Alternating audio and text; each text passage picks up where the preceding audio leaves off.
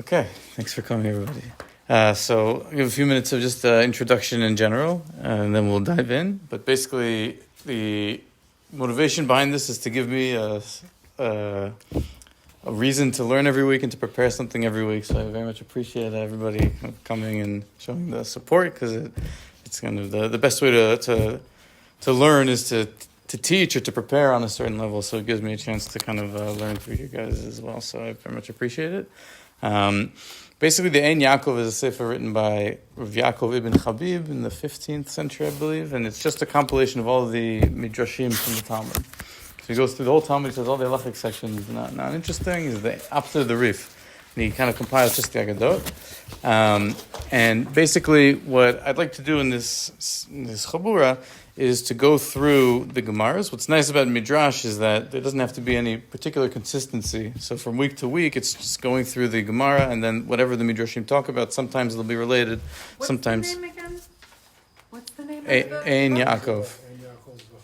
Oh, okay. Yeah. Is there more than one book like that? Because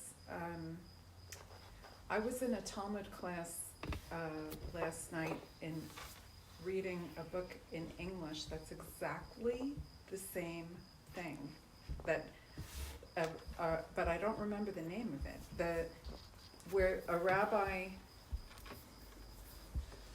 he left out all the arguments, halachot, everything, and just compiled all of the stories. Is there more than one rabbi who did that? Yeah, Rav Kook on Bereshis and Shabbos. No, as far as the Okay, I'll find out which one it is that we were learning. It sounds like this. Yeah, it sounds like this. That's crazy. Yeah. All right, anyway. So yeah, there's a bunch of commentaries on the Ein Yaakov, and a lot of them have Ein or EU, and there's kind of some permutation, Ein Aya, etc. Basically, I want to start with Masechet Zevahim, which is the first one in Kodshim, and just go through as much of Kodshim as we can. Zevahim itself doesn't have a lot of midrash, so it kind of starts towards the end in the 14th chapter. And the goal is to learn a midrash from the Gemara and then learn other midrashim that are related, and some commentaries, and try to develop an idea. So the truth is, this one is actually, there's a couple of other sugyas that I want to do before this one, but this one has to do with Parshat Noach. So I figured I would kind of do this one this week, since it's relevant to Parshat HaShavua. And then kind of go back to the previous sugyas in future weeks. So basically, we'll be discussing the topic of the flood. If you read the pshat of the story, if you just understand the story of the flood, it would seem that it flooded all over the world. And everyone would assume that the entire world was covered, everything was destroyed. And that's why only Noach and his family and the animals were able to survive. So it shocks us when we read the following Gemara in Zevahim, Adaf Kuf Yud Gimel Amud Aleph. It says as follows. So the context is around whether there's tum'ah in Eretz Yisrael. It's not so important for our purposes, but just that Rabbi Yochanan says that the whole of Eretz Yisrael is checked for tum'ah. But really what interests us is b'mai kamifligi. So Rabbi Yochanan and Reish Lakish are in an argument, and the question is, what are they really arguing about? Mar savar yarad mabul Eretz Yisrael, Mar savar lo yarad. So Rabbi Yochanan held that the flood did not fall in Eretz Yisrael; it fell everywhere else in the world. And Reish Lakish said, no, the flood fell everywhere. Amar Rabbi Nachman bar Yitzchak u'shneim mikra echad darshu. So both of them have different interpretations. The same pasuk. Ben adam emor la at eretz lo metuara hi lo gushma b'yom zaham. Rabbi Yochanan savar atmu imatma. So Rabbi Yochanan reads the pasuk rhetorically, where he says, Eretz Yisrael mi lo metuara at klum yaradu alayich geshamim b'yom zaham. So is it true that you were not cleansed? Rabbi Yochanan, who understood the rains never fell, reads the pasuk rhetorically to say, is it really that you were never cleansed? That for sure the rains never fell in a day of wrath. The day of wrath here is being understood to be the Mabul. And even though the pasuk says, Lo gushma b'yom za'am, so it means that there really wasn't rain that fell on a day of wrath. And has the land of Israel not been purified? It says, no, the land of Israel has not been purified in the sense, or the sense that the rain didn't come. Reish Lakish savar kipshatei Eretz lo metuara'at mi lo yardu ala geshamim b'yom za'am. Reish Lakish understands it in the straightforward way to say, no, you are a land that has not been purified because rains have rains not fallen b'yom za'am. So kind of I may have botched the grammar a little bit, but the basic idea is that they have different ways of understanding this pasuk. Where Reish Lakish understands from it that the flood fell everywhere, and Rabbi Yochanan understands that it did not fall in Eretz Yisrael. Etve, contradiction. Mikol asher b'charava metu. The pasuk by the flood says everyone that was on land died.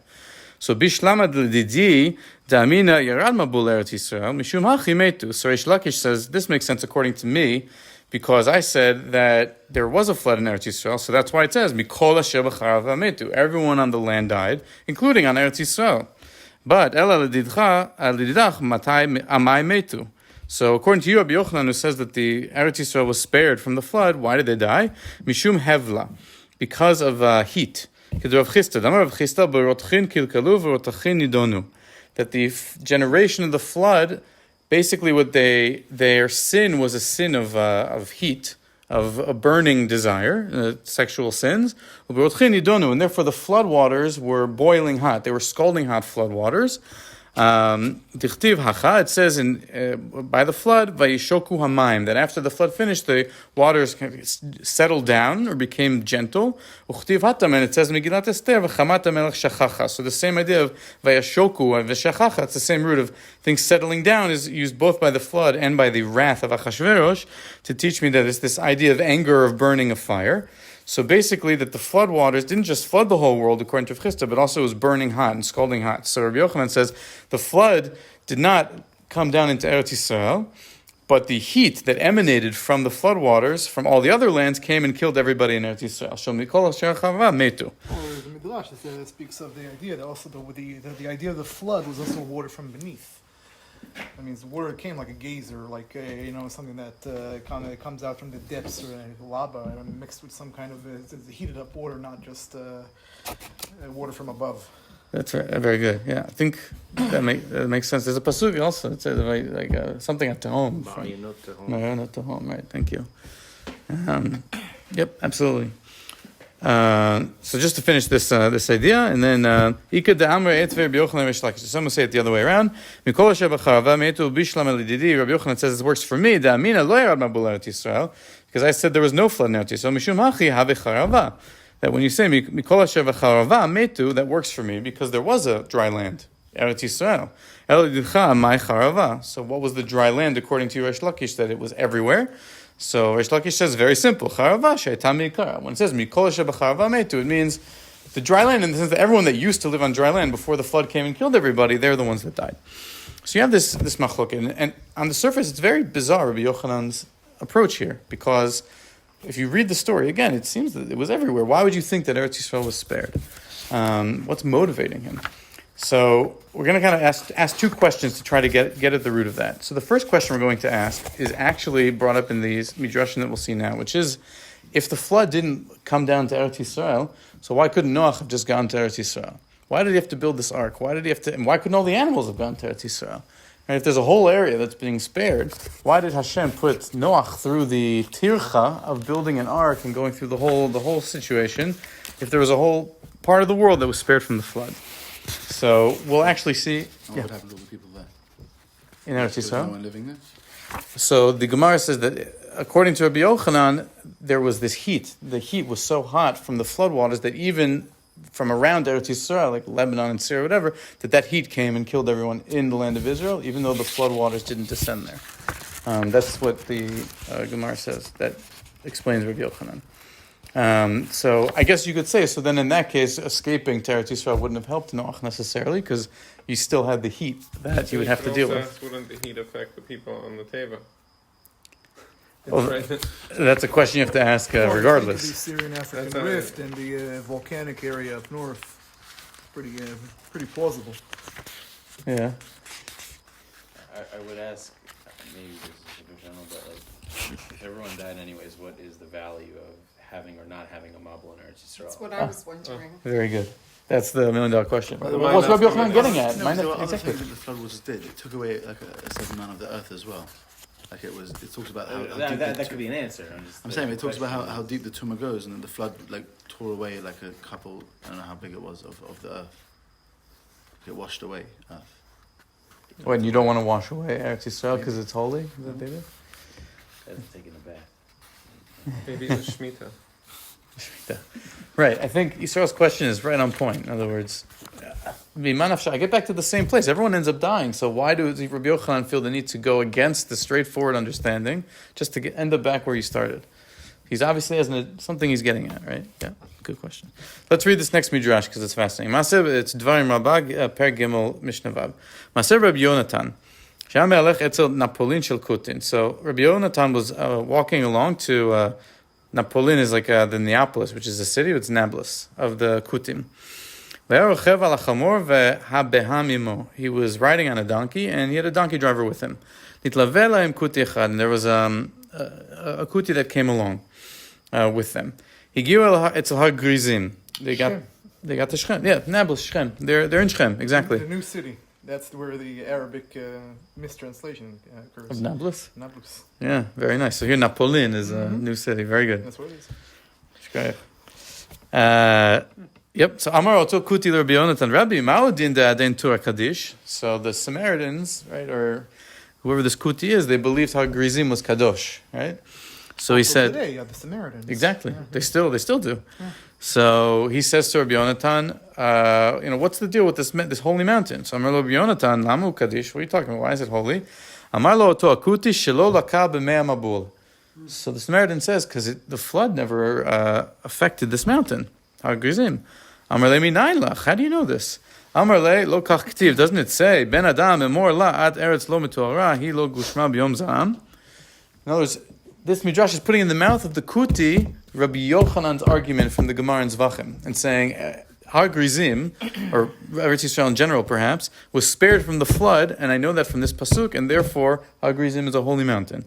So these two midrashim is fascinating because the Kuti is the bad guy, quote unquote, right? So Amar lo Rabbi Yonatan, Im ken haya lo lakadosh baruch hu lomar leNoach la'alot velo la'asot teva.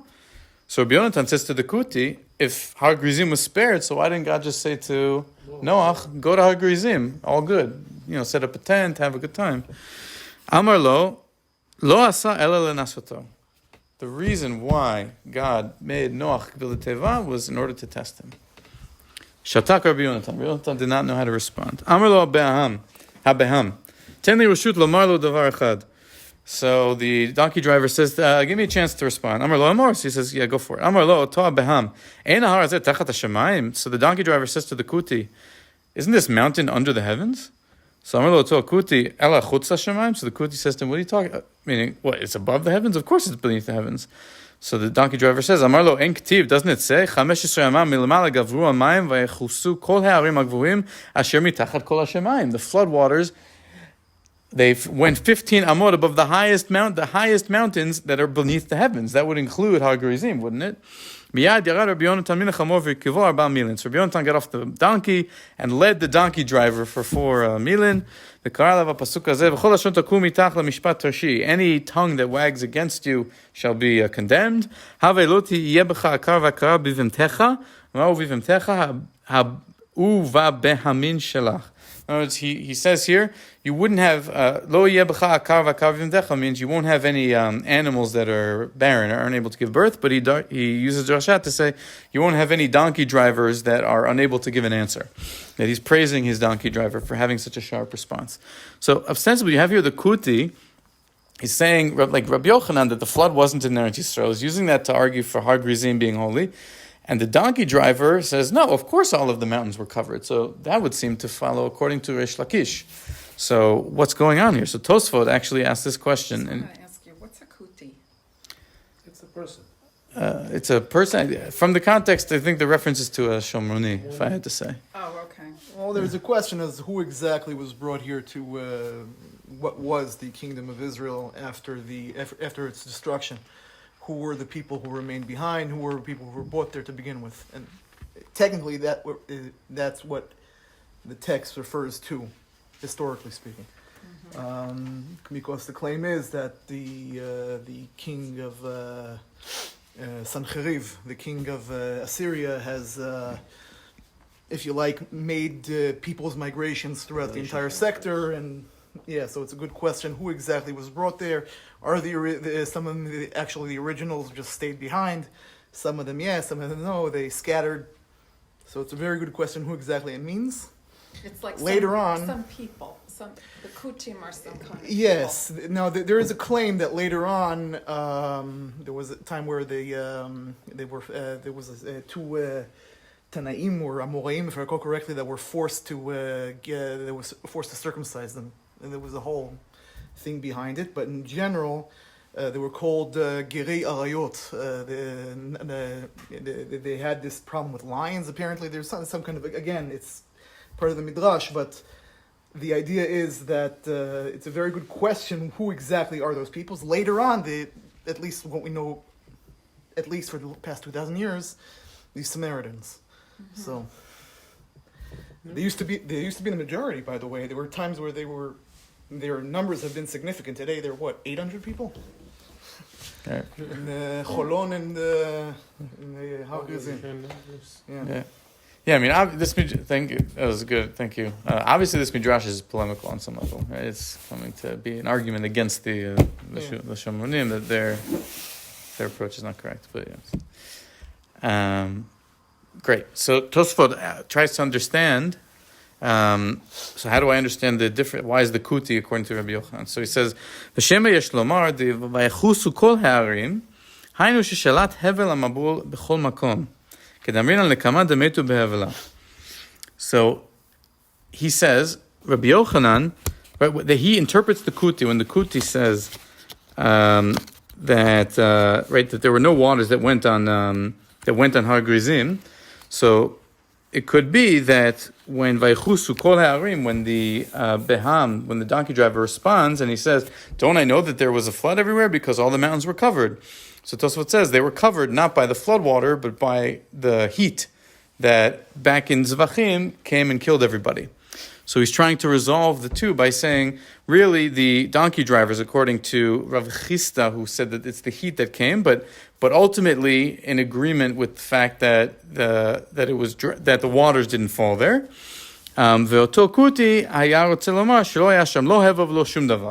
So the kuti would say that there was nothing that fell in Har Grizim. The donkey driver was saying, no, the mountains were covered with the heat. And so Rabbi Yochanan now turns from being like the kuti to being like the Beham. And so he is redeemed, and the kuti is incorrect. We can stop with that for now. The Yun Yaakov, in the next source, if you see at the first, where it says Yun Yaakov on the left side, but you go down to the first wide line, where it starts with Ein Shin, Ein Sham. So the second word there, it says, Ve'efshar lomar de Rabbi Yochanan ve'Reish Lakish, kol echad azil l'shitato. That Rabbi Yochanan and Reish Lakish are consistent with their other opinions elsewhere. The Pliga b'chelek daf kuf chet. They argue in Sanhedrin. The Rabbi Yochanan, and we all are familiar with this midrash. Rabbi Yochanan kalmer bedorotav ve'at tzadik ma she'en ken bedorot achirim. That Noach was an ish tzadik tamim haya bedorotav. Rabbi Yochanan says that means, in his generation he was a tzaddik, but in comparison to Avraham or someone else, he was not. Mashen ken bedorot achirim. Sorry? The other way around. Mashen came means also in our generations he is a tzaddik. No, he No, wasn't that he was not a tzaddik in other generations. That's Rabbi Yochanan. I think Rashi changes it a little bit in the version that we're familiar with. So according to that opinion, Im ken shapir svirale, and this is a genius on the Yun Yaakov, Delo yarad hamabul Eretz Yisrael. So Rabbi Yochanan says the waters didn't fall in Eretz Yisrael, and Noach was not a full tzaddik, right? He was only a tzaddik in his generation. Why does that work? So why did God tell Noach build a teva instead of schlepping him over to Eretz Yisrael? Why did he tell him to build the teva, even though Eretz Yisrael there was no flood waters? היינו, כמו שכתוב, המפרשים שהיה במקום גלות, כי צער גדול היה לו בטבע, כדי לכפר עליו, לפי שלא היה צדיק גמור. So Rabbi Yochanan says that there was no flood in Eretz Yisrael. So why didn't Hashem just tell Noach to go to Eretz Yisrael? Because he wasn't a tzaddik gamur. So the building of the ark is a way for Noach to be cleansed of his avirot. Or like you said, as a test. Or as a test, which is what the Kuti said. Exactly. And the point is that he agrees that it's for Noach's benefit, the teva. It's a good point. Yeah. Reish Lakish says that Noach was a tzaddik in his generation, how much more so in other generations.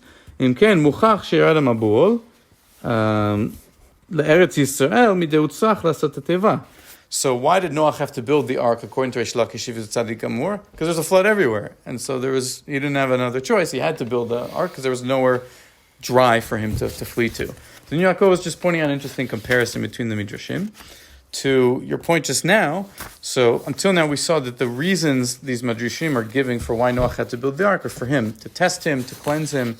But of course there's another explanation for why Noach had to build the ark, and that's the Maharsha. In the next source, he says, V'yesh lomar Rabbi Yochanan de lo yirad mabul Eretz Yisrael, amai yitriach HaKadosh Baruch Hu ad Noach bebinyan HaTeva. So if there was no floodwaters in Eretz Yisrael, as Rabbi Yochanan says, why did Hashem make Noach build the ark? Latzilo, dehavale latzilo be'Eretz Yisrael. He could send him to Eretz Yisrael to save him. And skip to the middle of the next line. V'yesh lomar dehatam ta'am achrina ika keperush Rashi b'chumash kedei shiru dor hamabul asuk 120 shana v'chulei. Right, and this is the famous thing that the ark wasn't for Noach's benefit; it was for the benefit of the generation to give them a chance to do tshuva. They all see him building the ark and slaving over it. So even according to Rabbi Yochanan, says there was no flood in Eretz Yisrael, and he theoretically could have escaped to there. God still made him build an ark to give the generation a chance to repent.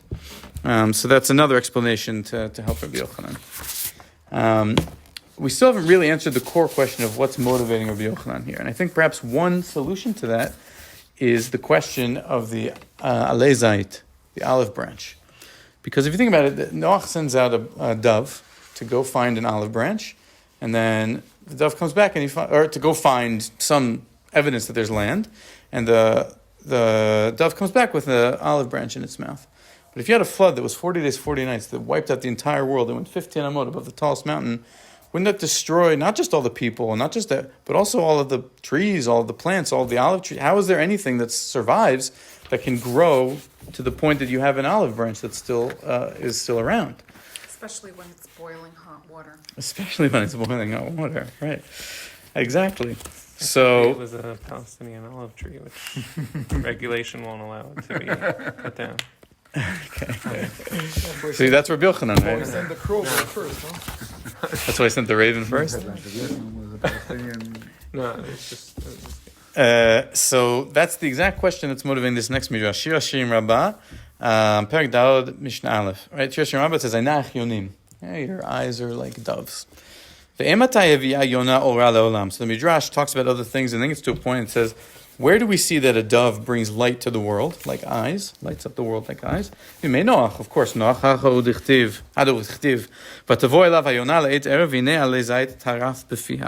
right, and it's carrying an olive branch. Skip to the next line in the middle. Third line. From where did the dove bring the olive branch? Rabbi Levi Amar, Misham Tutei Eretz Yisrael heviatu. From the branches of Eretz Yisrael. Right? The dove flew from the ark to Eretz Yisrael and brought a branch. Hadai de'amrin bariyata, as we teach elsewhere, Eretz Yisrael la lekat b'moed mabula. Eretz Yisrael was not struck with the waters of the flood. Hu shene'amar de Cheskel ben adam amor la'at eretz lo metorah hi lo gushma b'yom za'am. Rabbi Levi here says like Rabbi Yochanan and uses it to explain how there was an olive branch that was even available to bring back to the ark. Right? Amar Rabbi Yochanan. The Midrash says Rabbi Yochanan says afilu itztru bilin shel rechaim nimchu b'mayim. Rabbi Yochanan says even the upper millstones of mills were completely wiped out by the floodwater, meaning that the flood was so intense that it wore away at the stone of mills. So it must be that Eretz Yisrael was spared. This is what Rabbi Yochanan is claiming, because the waters there's no way an olive tree could have survived. Rabbi Tari Emar, and Rabbi Tari says, Sharei Gan Eden iftachu la umisham heviato. So it's not that the dove brought an olive branch from Eretz Yisrael, but rather it flew to Gan Eden. And got an olive branch from Gan Eden. The gates opened for the dove got an olive branch and brought it back to the ark. Amar le Rabbi Aibu says, Ilu mi Gan Eden heviato, but if the olive branch came from Gan Eden, lo ya'ala levi davar me'uleh, kegon kinamonu ba'al simon. If you have access to Gan Eden, so why you bring an olive branch? Bring something fragrant, something nice back for Noach. Also, it doesn't help knowing about, unless Gan Eden is on earth. The fact that Gan Eden is... But yeah, no, he's saying it doesn't help. It doesn't tell Noach if the flood is over.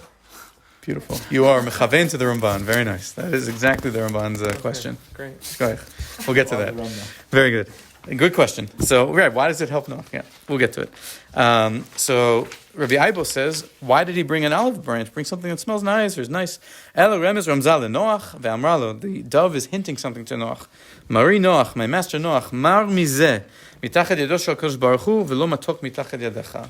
I'd rather bring something bitter from Gan Eden than from the untainted, pure Gan Eden of Hashem than something that's sweet but from your hand. So there's a musar here. That's what's motivating the dove. So based on what we've learned so far, Rabbi Taryi seems to be disagreeing with Rabbi Levi, because Rabbi Levi says that there was no flood in Eretz Yisrael. Rabbi Taryi says he went to Gan Eden. So who could Rabbi Taryi be holding like in terms of Rish Lakish? Exactly. Right? The Rabbi Taryi would say, perhaps, he doesn't have to be saying that. It could be Rabbi Taryi would say, like Rabbi Yochanan, there was no flood in Eretz Yisrael, but for some reason he still thinks that the dove went to Gan Eden. But it's also possible to say Rabbi Taryi saying, no, there was a flood everywhere. I like the pshat, but then that forces me into a crazier midrash, which is to say that the dove went to Gan Eden to get the olive branch, because otherwise I have no way to explain it. So let's actually just read the Pirkei Rabbi Eliezer quickly in the Ramban, which is what was just raised. So Pirkei Rabbi Eliezer asks the following question. It says, there was a flood everywhere in the world, v'chutz me'Eretz Yisrael, but not in Eretz Yisrael, shelo yadu alei geshamim, shenamar ben adam emor la ad eretz lo tumutar lo yigasham b'yom za'am. Rabbi Yochanan's approach, right? There was a flood everywhere except Eretz Yisrael, but then Pirkei Rabbi Eliezer adds something interesting. Ela nitgalgelu hamayim mikol ha'aratzot v'nichnesu la. Right? It's not that there was this magic barrier around the borders of Eretz Yisrael. They didn't have a wall, right? Around the borders of Eretz Yisrael that kept the flood waters out. No, technically the waters came down everywhere else, but then they flooded into Eretz Yisrael. So this is a bit of a twist. The first point here is that this could perhaps be used instead of avchista. Right? You don't have to fall back for Rabbi Yochanan on the idea that there must have been boiling water, the heat of the water penetrated into Eretz Yisrael. So you could say, no, the rain fell everywhere else, but then it rolled in and killed everybody, and that's why really there was no kol asher b'charava meitu and all that. The question is this according to Rabbi Yochanan and just doesn't hold like Rav Chisda, or is it a different opinion entirely? So the Ramban says the following: Aval hamayim nitpashtu b'chol ha'olam, in his commentary on the parasha. Hamayim nitpashtu b'chol ha'olam v'chisu kol ha'arim ha'gvorim asher mitachat kol hashamayim, kol shekatuv mefurash. Right, so he acknowledges everything had to have been covered. Ve'en saviv Eretz Yisrael gader le'akev hamayim shelo yavoru ba. וכך אמרו בפרקי רבי אליעזר, ארץ ישראל לא ירד עליה מי המבול משמיים, אלא נתגלגלו המים מן הארצות ונכנסו לתוכה, שמר בן אדם אמור לה. So he says, Ramban agrees with Pirkei Rabbi Eliezer, that he says it's like Rabbi Yochanan that Eretz Yisrael was spared, which is in alignment with Ramban's general approach, perhaps, that he's a big pro-Eretz Yisrael type of guy. But that the waters then rolled in. So you don't have to hold like Rav Chisda in the Gemara and Zevahim, and you can still salvage Rabbi Yochanan. And then he asks Dav Moshe's question. V'nei l'dat Rabbi Levi. Mipnei shelo yarad ha'aretz ba'aretz hahi hageshem hashotef v'lo niftechu alei rabot hashamayim nisharu ba ilanot u'b'chol ha'olam nishberu v'ne'akru b'mabul u'matnurot u'zo. So, according to Rabbi Levi, this makes sense because the flood was so dramatic and just destroyed the trees everywhere. So it must be Eretz Yisrael was spared initially, which is why the dove was able to come get the olive branch. And even if you hold, according to the Pirkei Rabbi Eliezer, that the floodwaters then came into Eretz Yisrael afterwards, it wasn't necessarily so strong. Nisharu ba ha'ilanot, that there were still alei zayit that were salvageable, even though the floodwaters kind of flowed in from the rest of the world. But the point is that the harshness of the initial floodwaters coming down from the Shemaim didn't destroy the trees in Eretz Yisrael. And then the Ramban says, "V'ani tama al ma'amara migan Eden." But I don't understand the second opinion, which was Rabbi Taryi, who said that the dove went to Gan Eden. Im ken lo yada Noach shekalu hamayim me'al haaretz. How does that help Noach to know that the waters stopped flooding? Ki sham lo nichnesu me'amabul. So he assumes that Gan Eden wasn't flooded by the Mabul. So his answer is, Ulai ayu she'arav sgurim shelo yikansu sham hamayim v'chasher kalu hamayim niftachu. So Ramban here innovates and says, maybe the gates of Gan Eden, which we know were closed from the end of the story of Adam and Chava, right? That the gates were closed, but maybe they opened in order to help Noach know that the floodwaters were diminishing, and to give the dove a chance to get the diet. I want to finish just with a quick thing from the Anaf Yosef. If you turn back to the second page, is another commentary on the Gemara from Zevahim. So he says as follows. If you see Anaf Yosef on the left side of the top picture, where it says Kaf Hey, so if you skip down a few lines, it says Aval Hayefe Tor. 1, 2, 3, 4, 5, 6, 7 lines down. In the middle of the line, it says Aval Hayefe Tor. In the middle of the line, it says Aval Hayefe Tor, which is a commentary. Svirle, the Manda Amar de Loti Pat Ar de Eretz Yisrael Stama Mashma Shelo Yardu Bahamayim Klal. Ve'ahi de Pirkei de Rabbi Eliezer Svar Shlishit Hi. Basically, he says, well, the point we were making before, which is that he says, Pirkei de Rabbi Eliezer, when it says that the floodwaters came in and flooded Eretz Yisrael after the fact, he says that's not necessarily according to Rabbi Yochanan. That could be a third opinion. You have Rish Lakish, who says that Eretz Yisrael was flooded to begin with. You have Rabbi Yochanan, who says Eretz Yisrael was not flooded at all. There no water came in, but the heat came and killed everybody. And then you could have Pirkei de Rabbi Eliezer, who says, no, the flood didn't initially come, but then the water seeped in and killed everybody. And you don't have to try to resolve Pirkei de Rabbi Eliezer to align with Rabbi Yochanan's opinion. There's just a small diuk that the Feitor makes to see if Pirkei de Rabbi Eliezer is kind of an independent opinion or should be aligned with the other opinions.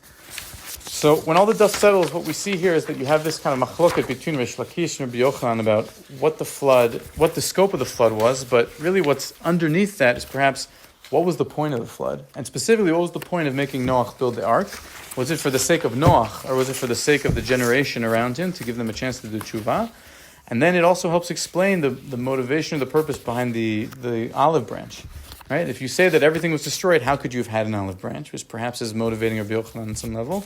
But also, what was the idea behind the olive branch? Was the Yonah bringing the olive branch to teach Noach a lesson about the implications of the flood, which would be kind of the message of Gan Eden, or was it just trying to find a place to get the olive branch from, and Eretz Yisrael was the only viable option? You see here, like different approaches to the flood story, and the meaning behind it, and the purpose behind it, and the symbolism are kind of borne out when we analyze more deeply the opinions of Rabbi Yochanan and Rish Lakish through the eyes of other midrashim. Thank you very much, everybody. So you picked this